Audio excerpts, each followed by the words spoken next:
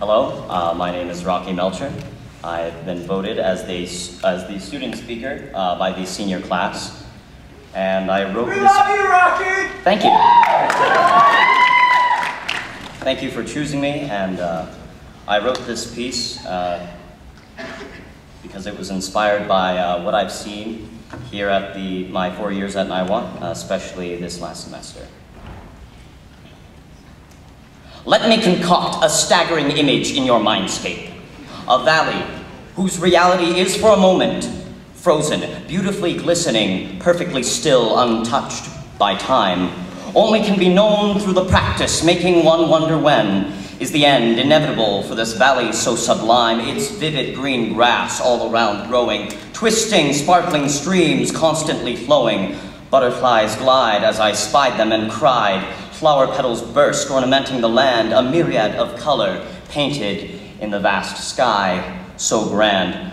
Yet, alas, as the prevailing gears of time turn on, these earthly aspects are bound to flow downstream, lay eggs or wilt and disperse their seeds.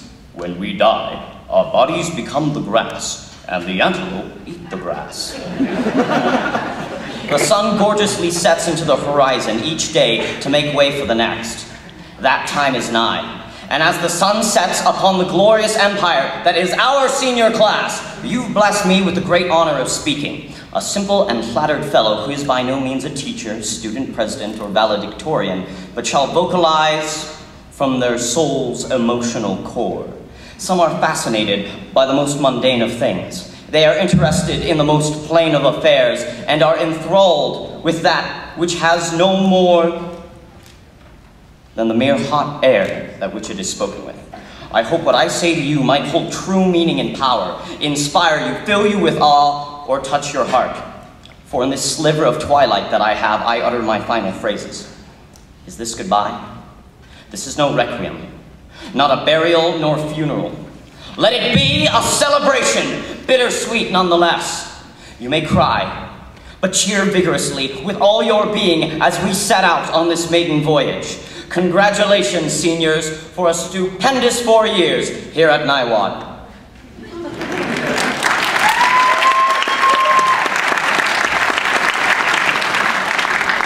Now let the beloved blade of nostalgia pierce your bosom and bleed forth memories like paint onto a canvas.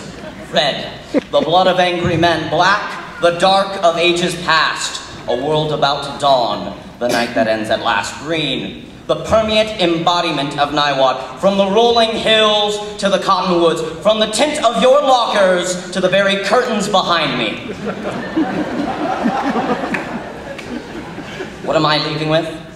We've walked a rugged road, suffered horrendous mishaps, and lived to tell about it. As the world beats down viciously, we shall not flag nor fail. We shall go on to the end. And a deep instinct is whispering in my ear that the rain shall only fall harder from here.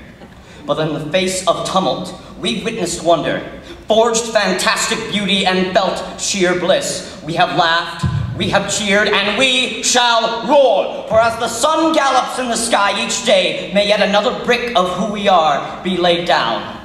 A bomb threat, a torrenting flood, the meeting and leaving of others, to kiss and to miss.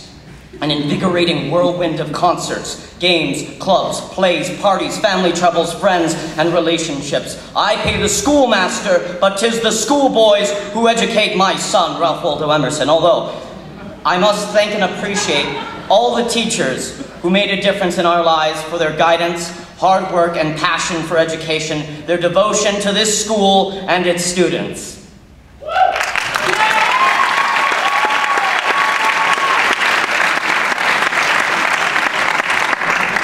I'm proud to have known each of you, and I hope you're glad to have known my name and what it meant. Some of you here before me have become a second family through spending a preposterous amount of your lives in my company. Thank you to everyone who became my friend, laughed, ate with me, and comforted me when I cried.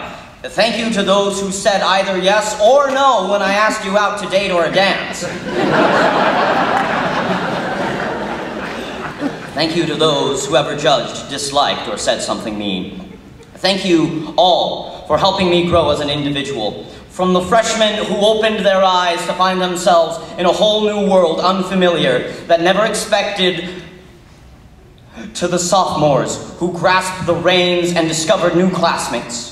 From the juniors who labored tirelessly and acquired confidential knowledge of their peers and brazen parties as upperclassmen, to the seniors, the kings and queens, the commanders, the intelligent, the legends to go down in history, the mighty that many look up to, those with chiseled characters, those whom you'll miss, those who are ready to start life. On account of our notable conclusion to this phase of our lives, we have become fanatics, obsessed with the last time I'll be in this room, the last lunch I'll eat at the Abos down the street, the last time I'll be doing this. Nothing ever lasts forever, but everybody wants to rule the world. As my final feats of performance here came to a close, the fact that this was my last time, it was over. The end, the ultimate close to something I'd long built up to be eaten and swallowed up into the past, that I'd soon be gone from here, and that I may never ever see heads or tails of these wonderful people, was so vehemently agonizing that my heart was shattered, and my eyes streamed forth an outpour of despair. Though as the feeling of sorrow ran down my face, I felt a bizarre sensation intermingled and peppered throughout my despair. I felt the most unusual sense of joy, satisfaction and pride that my perseverance and character made an extraordinary impact on the lives of others, and that I was blessed to have such incredibly marvelous people in my life. Our eyes have beheld the departure of our predecessors previously, and somehow it strikes me most peculiar that the very forsaking practice in which I bid adieu to the departing has at last knocked on my door. Oh, how the tables have turned. To head off into the world, a terrifying and intimidating place, armed to the teeth with lives, taxes, marriage, families, jobs, homes. Am I ready for that? What will I do? When I was younger, they asked me what I wanted to be when I grew up. I simply shrugged my shoulders and answered, I'm no psychic. I don't have all the answers. I don't know what's out there. But I'm going to go out there and live my life that I've been given. So I say to you, proceed to fly out into the wild blue yonder, letting your colors wave. Though please, I ask you to remember. Remember me when I am gone away. Remember the times you've had. Remember your past. Remember what you did and who you are. Stay young. Stay curious, never fearing the dauntingness of what is new. Break some eggs. Make an omelet. Make life take the lemons back. Demand to see life's manager. No matter who you are, be you doctor, lawyer, teacher, soldier, caretaker, workman, artist, or musician, I encourage you to always hold a fresh, curious, and open mind throughout your lives. Remember that your passions and happiness hold high glory. A universal question of concern. Are you doing okay? Everyone experiences their own hardships, struggles, and conflicts, internal, external. I battle mine, you all battle yours. It is not my obligation, my duty to resolve the conflicts of others. Nobody expects me to. Nor can I simply wash away all the troubles of others like dirt or dust, despite how much I could try or willed so strongly for their peace. I am no superhero. No, I cannot fly from out of the sky and into your life and save the day. Save you from the trials and tribulations of this tormentingly merciless and yet strikingly beautiful world that we all live in. I cannot save you from the inner demons of your own mind. In each of our minds.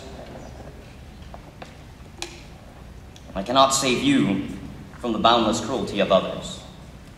There is a place in each of our minds, our thoughts, our hearts, that no one else has seen. A private place of personal property where the one and only sole resident is no one but ourselves. I have seen the day where I have looked on upon those around me and saw a soul whose sky was blotted out by dark clouds, someone who is trapped by their own sanctum, someone off and away, marooned on their own island, and I fear that no matter how far I may reach I have seen that very same disturbing darkness take a hold of me and consume my body as if I was engulfed in flames and drowning beneath the ocean. My heart is one of flesh and blood, and this world has countless times easily shaken me to tears. There is a place somewhere deep inside ourselves where the only hand that can pull us up from drowning, the only candle that can light our darkness, the only savior from our despair can be none other than ourselves. For there are wounds I cannot touch and people I cannot reach. And the greatest thing I can give these wounded people is time, the mighty unraveler. But there is something more. Something special I can give to those down on their luck. Give me enough time, and I'll tell it to you. But before that, let us go back in time to the younger version of myself, a child who believed that the decisions in his future would be simple, black and white, left and right, right and wrong. Little was I aware that there are well over 10,000 shades of gray, more than 50. Since the dawn of time, the people of this world have been conflicting with one another, like and dislike, love and hate. Time and time again has humanity conflicted with itself, and this indeed holds true to the very web that ensnares and entangles the lives of myself, as well as those I see around me.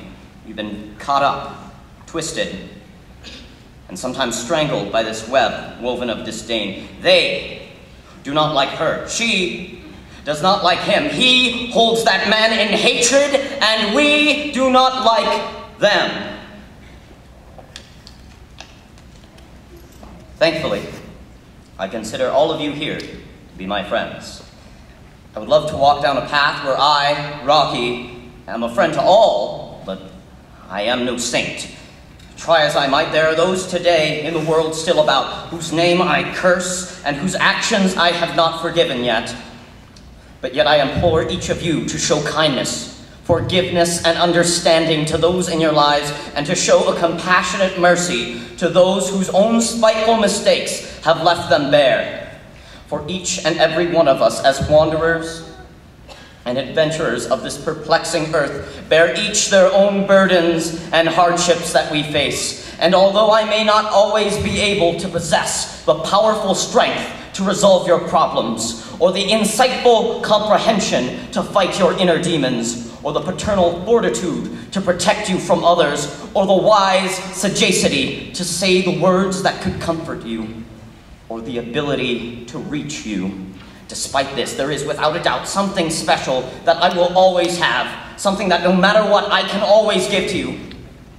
My genuinely true care and concern for you, for your well-being and happiness.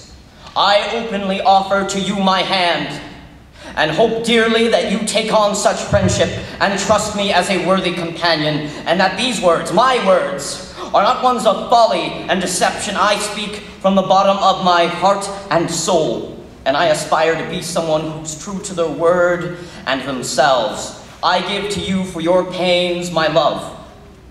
And although the ultimate judge who may grant you your peace and freedom is yourself, please know that you do not and need not suffer alone. Know that when your days are dark, there are those around you who will walk alongside you and even carry you to help shoulder the burdens that you carry.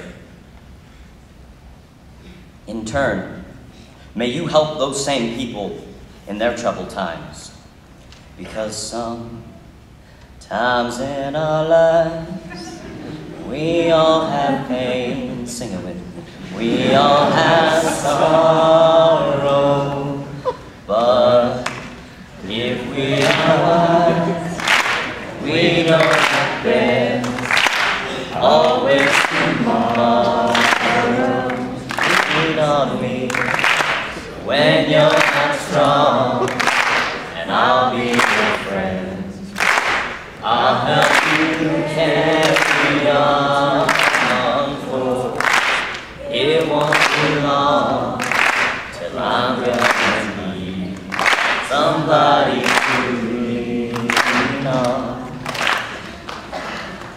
If you are down on your luck, if you are having a bad day, if you are feeling terrible, know that I can care for you and that we can care for each other. And that decision rests in your hands. So I say to you now, hold your head high, be proud of who you are, and walk on. Let us walk together, let us walk together, let us walk on through this great